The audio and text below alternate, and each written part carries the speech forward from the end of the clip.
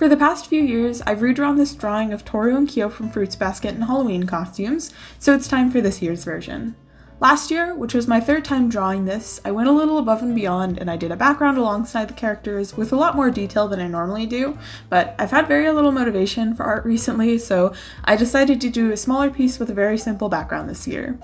I also decided to do this very last minute, so I didn't have too much time to go out of my way to do another piece that was fairly complex.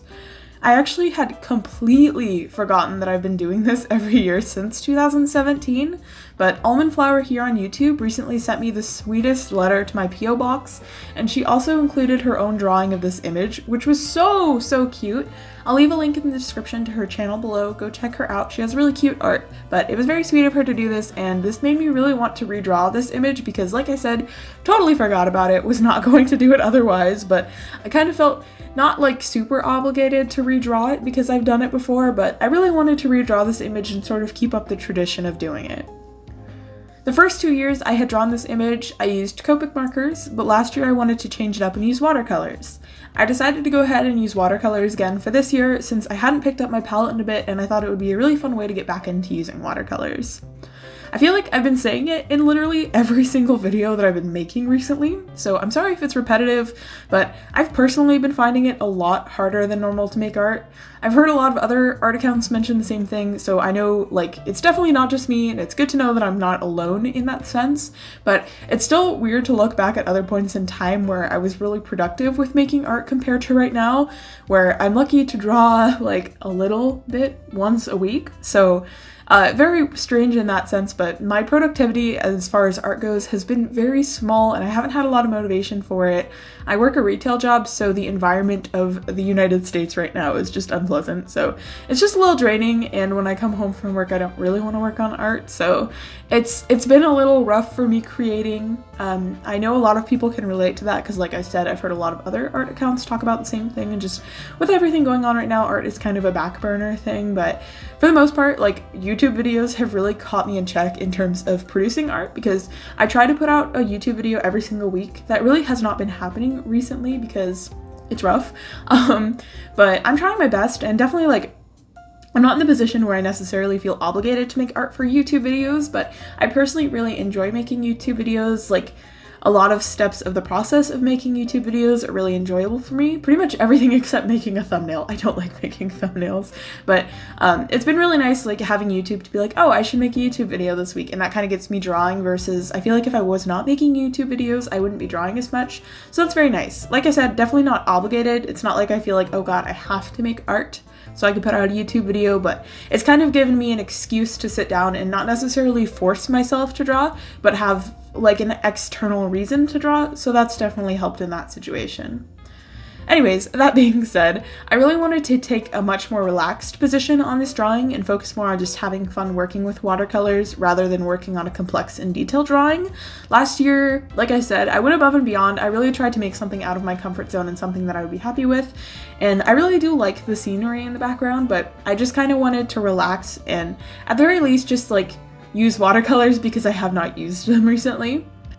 I also really wanted to focus on doing this piece in a sketchbook versus on a loose sheet of paper because personally for me, I feel like there's a lot less pressure working in a sketchbook versus just working on any kind of loose sheet of paper, so I figured this would be the best route for me to take for this painting. I've also mainly been using a larger Strathmore sketchbook for doodling, but I wanted to change it up a little and use the smaller sketchbook that I bound myself. I mentioned a while ago, but normally I try to work with a single sketchbook at once, that way I can finish individual sketchbooks faster, but this year I kind of went a little crazy with sketchbooks, and as of right now I'm on and off working on about 4 or 5 different sketchbooks. This is kind of a blessing and a curse. Bad part means that it'll be a lot longer between sketchbook tours. Normally I was averaging out like 1 sketchbook tour every 6 or so months. That's my time frame of normally I finish a sketchbook by then, but this time around it is taking me a lot longer just because I'm working on so many different sketchbooks, and also I'm just not putting out that much art. But it's been really nice for me to be able to work on whatever kind of paper I'd prefer to use at the time, because I feel like whenever I'm working on just one sketchbook at a time,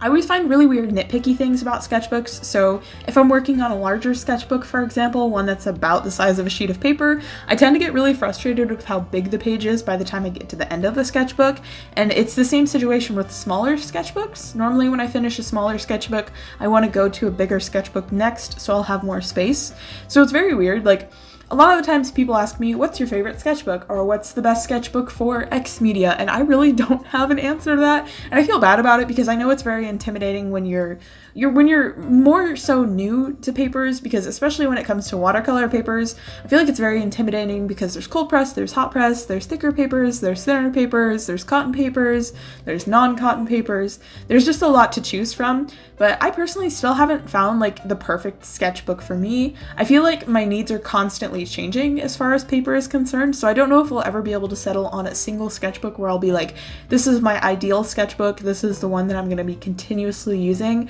I think I'll pretty much constantly be switching back and forth between different brands of sketchbooks, between new styles of sketchbooks, but I definitely haven't settled on one that I can consider my absolute favorite sketchbook, or even one that I just like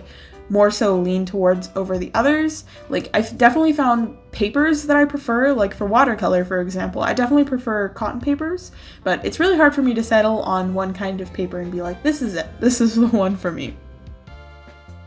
As far as the painting goes, I wasn't too sure how it was going to turn out since I wasn't super happy with how Kyo looked in the sketch, but it went a lot better than I thought it would. Like I said earlier, I was really trying to focus on enjoying the process of painting this piece versus hyperfixating on trying to put out a piece of art that I consider to be good, but overall, I think that's always a really nice outlook to have when you're making art, since it takes out a lot of unnecessary stress and pressure and just makes the whole process a lot more enjoyable. Something that I really see when I look at last year's version of this drawing is that I personally feel like I really failed at capturing the likeness of both of the characters. I know that their original designs are just from a manga, but while they have character designs of who they are and they're still recognizable in my old artwork, I feel like it just totally failed at capturing what Kyo and Toru look like. So thankfully, even though I didn't think it was going to go so well this time around, I really like the outcome of this piece. I really like how the characters look. I think they're very fitting of their characters, and overall, I'm just very happy with how this piece turned out. If you've made it this far in the video, thank you, and I hope you have a wonderful Halloween. I know this video is very last minute, but somehow I was able to get it put out in time for Halloween, so high-key pat on the back to myself for that, since I pretty much decided to make this video like 3 days ago, so yeah. If you guys are interested, I have a link to my Patreon below. I have mentioned it a couple times before, but I'm really hoping to open up physical rewards soon, since as of right now, I only have one kind of like tip jar tier available. I just have a couple of other things to work out, but I'm gonna try and have a print tier available either November or December. Of course, whenever that does end up happening, I'll absolutely let you guys know in some way here on YouTube, but big thank you to everyone who is already supporting me on Patreon. I also think I want to try to do some studio vlogs here and there on my channel, since recently I've gotten really into watching them. It'd be a fun way to show off a lot of behind the scenes stuff, and I think it would just be a lot of fun for me to make that kind of video too. I've also done a lot of decoration stuff in my office space recently, so I think it'd be a good way to show off my workspace, since I personally am really curious about how people organize an art or studio space. Also, I recently set up a PO box, so that'll be in the description of my videos from now on too. Obviously, there's no obligation to do so, but if you guys want to, feel free to send me a letter or something. I'll try to send one back if I find the time to do so, since pen pal kind of stuff, or just sending letters as a whole is a lot of fun. But thank you guys so much for watching. I hope you enjoyed the last like minute and a half of cat footage of Aslan and Fiora just hanging, having a good time. They're doing wonderful. But thank you guys so much for watching, and I will see you in the next one.